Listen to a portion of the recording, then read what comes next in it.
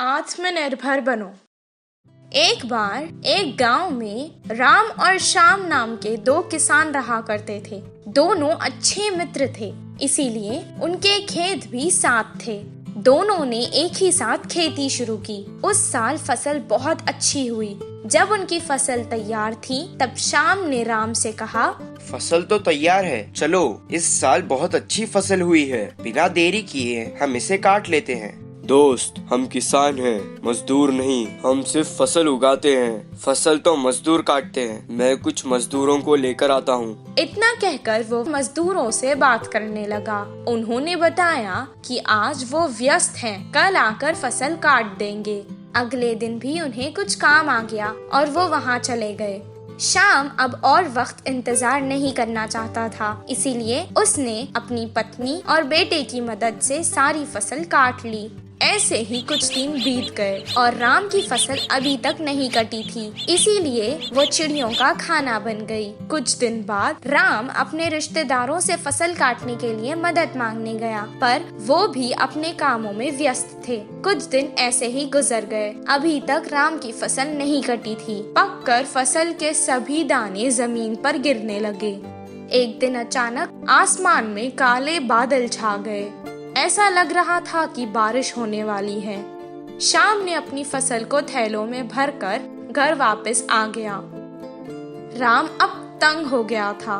वो अपने परिवार को लेकर फसल काटने आ गया, पर बहुत देर हो चुकी थी। बहुत जोर से बारिश शुरू हो गई थी। सारी फसल बारिश में भीगकर नष्ट हो चुकी थी। मैंने ही अपनी फसल खराब की है। इस साल इतनी अच्छी फसल हुई थी, पर मैंने इसका लाभ नहीं उठाया।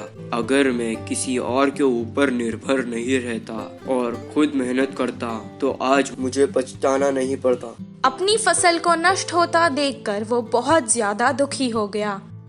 इस कहानी से हमें ये शिक्षा मिलती है कि अपना काम खुद करना चाहिए। देवी और सोने की कुल्हाड़ी। एक गांव में राम सोम नामक दोनों मित्र रहते थे। राम बहुत सच्चा था और सोम तो बहुत ही लालची था। वे दोनों गांव के पास वाले जंगल में लकड़ियां काट के उन्हें बेचकर जीवन बिताते थे। ऐसे एक दिन सोम को शहर जाना था। यह बोलने से राम अकेला ही जंगल में जाता है। वह लकड़ियां काटते समय कुल्हाड़ी फिसलकर पास के नदी में गिर गया। वह नदी के किनारे बैठकर रो रहा था। इतने में उसकी उदासता को देखकर उस नदी की देवी प्रकट होकर पूछा कि क्या हुआ? हे देवी, मेरी कुल्हाड़ी पानी में बह गया। मेरा वह एक ही तो है जीवन का आधार। अब मैं क्या करूं? कुछ समझ में नहीं आ रहा। बोलकर रो रहा था। उसकी नादानता को देखकर तुरंत नदी से एक सोने की कुल्हाड़ी निकालकर, देखो कहीं ये कुल्हाड़ी तुम्हारा ही तो नहीं। वह देखकर उसने कहा कि वो उसका नहीं है। इस बार चांदी की कुल्हाड़ी निकालकर दिखाया। बेशक ये कुल्हाड़ी तुम्हारा ही होगा। लेकिन उसे भी ना बोलने से फिर देवी ने लोहे की कुल्हाड़ी को निकालकर दिखाया। हाँ हाँ देवी माँ, यह कुल्हाड़ी मेरा ही है, बोलकर खुशी से लेता है। राम की ईमानदारी से हैरान होकर कहा, अब तक बेईमानी लोगों को ही देखा, पर तुम जैसे ईमानदार इंसान को नहीं देखा। उसके गुणों की तारीफ करके सोने और चांदी की कुल्हाड़ियाँ भी उपहार में दिया। जिंदगी में किसी भी चीज की कमी ना होते हुए खुशी से रहने लगा। वह देखकर सोम जलते हुए उसके मित्र के पास तो चांदी और सोने की कुल्हाड़ी है, कैसे करके बहस करने लगा। तब नादान राम नदी की देवी की प्रत्यक्ष होने से लेकर चांदी और सोने की कुल्हाड़ी देने तक का वर्णन करता है। अगले दिन सुबह ही एक लोहे की कुल्हाड़ी लेकर सोम जंगल में जाता है। लकड़ियां काटने की नाटक करते हुए उस कुल्हाड़ी को पानी में गिरा दिया और फिर रोने का दिखावा कर रहा था। तब नदी की देवी प्रकट होकर क्या हुआ करके पूछ रही थी। उसकी कुल्हाड़ी का नदी में गिरने वाली बात बोलकर दुखी हो रहा था। सोने की कुल्हाड़ी लेकर, देखो कहीं ये कुल्हाड़ी तुम्हारा ही तो नहीं करके देवी पूछ रही थी। वही देवी वही, वो मेरा ही कुल्हाड़ी है। बोलते हुए अति उत्सुक होकर सोम ने झूठ बोला तो देवी को गुस्सा आया। तुम जैसे लालची लोगों को कोई भी मदद नहीं करेगा। सोने की कुल्हाड़ी के साथ गायब हो गई। कोई सोना या चांदी की कुल्हाड़ी ना मिलने के साथ उसकी जीवन आधार वाला वो लोहे का कुल्हाड़ी भी खोने से सोम को अच्छी सबक मिला। तो यह कहानी से हमें यह सीख मिलता है कि अगर ईमानदारी भला करता है तो बेईमानी मुसीबत लाता है। अच्छे संस्कारों वाला बेटा। रामपुर नामक एक गांव में लीला और प्रसाद के 3 बेटे थे, वनराज, राम और संजय।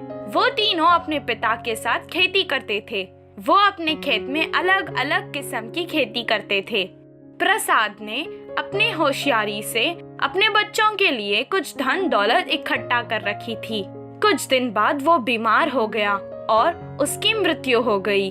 पिता के गुजरने के बाद उन तीनों भाइयों ने 30 एकड़ जमीन और 4 बैलों को आपस में बांट लेना का फैसला किया। 30 एकड़ जमीन को तो उन्होंने 10-10 करके बांट लिया, पर 4 बैलों को कैसे बांटे ये सोच रहे थे। ये चौथा बैल बेचकर जितने भी पैसे आए वो हम तीनों आपस में बांट लेंगे। तब दूसरे भाई ने कहा, हमें ये बैल नहीं बेचनी चाहिए। खेत के कामों में हमेशा 2 बैलों की जरूरत पड़ती है। हम बारी बारी से इस दूसरे बैल को इस्तेमाल कर लेंगे। छोटे भाई ने जवाब दिया, हाँ, दूसरा बैल क्यों खरीदे, इससे ही हम तीनों मिलकर इस्तेमाल कर लेंगे। चौथे बैल की समस्या हल हो गई थी तो तीनों भाई और उनकी माँ बहुत खुश हुए। जब जब उन्हें दूसरे बैल की जरूरत पड़ती थी तो वो चौथा बैल अपने साथ ले जाते थे। कुछ दिन बाद उन दोनों ने देखा कि राम रो रहा था। दोनों भाई उसके पास आकर उसके रोने की वजह पूछने लगे।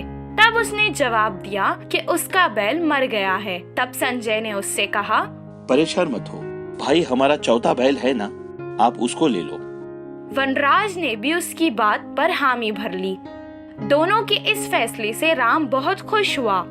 एक बैल से काम नहीं चलेगा कहकर कुछ दिन उसके चौथे बैल के साथ संजय का बैल भी ले गया।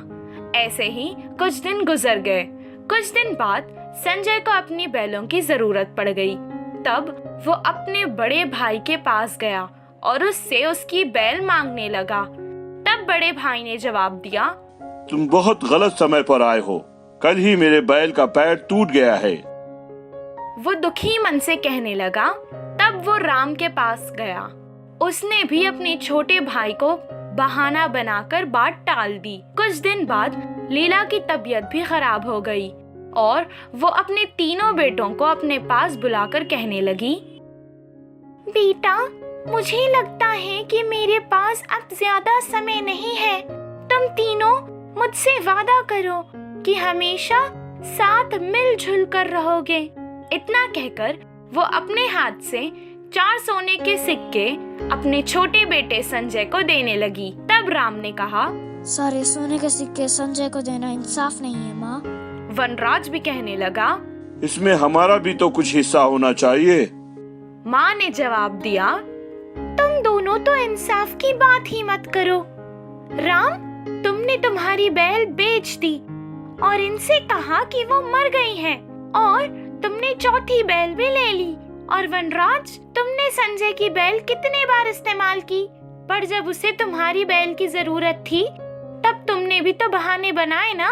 तुम धोखेबाज नहीं, पर तुम्हें इंसाफ भी तो नहीं किया। लेकिन संजय ने हमेशा तुम दोनों को अपना बड़ा भाई माना है, तुम्हारी इज्जत की, और जब भी कोई मेहमान तुम्हारे पास आता था तो तुम उससे मुंह फेर लेते थे। संजय हमेशा उनका आदर सत्कार किया करता था। मैंने उसे तुम्हारी सारी सच्चाई भी बता दी थी। तब संजय ने कहा कि मेरे बड़े भाई हैं वो, अगर वो ऐसा कर रहे हैं तो जरूर उनकी कोई मुसीबत होगी। वो जितना भी कमाता उससे अपना और अपने परिवार का ख्याल रखता था। इसीलिए मैं ये सोने के सिक्कों को अपने अच्छे संस्कारों वाले बेटे को ही दूंगी। ये मेरा स्त्री धन है, इस पे सिर्फ मेरा ही हक है। माँ के ये फैसले को सुनकर दोनों बड़े भाई शर्मिंदा हो गए और अपने छोटे भाई के जैसे ही बनने लगे। इस कहानी से हमें ये शिक्षा मिलती है कि किसी जरूरतमंद की मदद करना भी अच्छे संस्कार है।